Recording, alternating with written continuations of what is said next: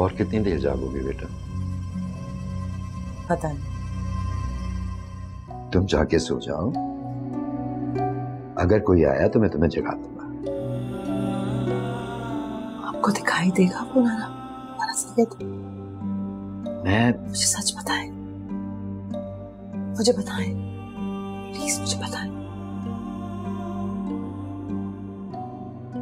मैं क्या बताऊं बच्चे? वो क्यों घूम रहा है मेरे घर में? मुझे इस तरह क्यों दिखाई दे रहा है? मुझसे और बर्दाश्त नहीं होता, मेरा सांस रुकता है। तो मुझसे नाराज है क्या? आप पूछे ना उससे, पूछे। पल में आता है, गायब हो जाता है। क्या बात करूं उससे? अभी तक मैं उसकी शक्ल भी नहीं ठीक से देख पाया।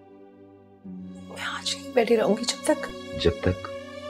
तक तुम्हें ये यकीन नहीं हो जाता कि वो फवाद है।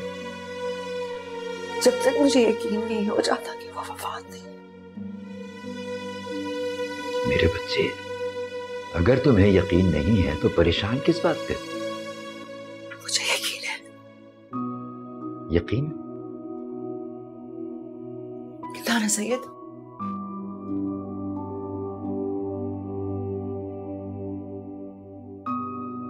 अगर वो फवाद हुआ तो मेरे जिंदा रहने की कोई वजह बाकी नहीं रह जाएगी। और अगर मैं मर गई तो खुदा की कसम इमरान से एक एक बदला लूंगी मैं, अपना भी और अपने बेटे का भी।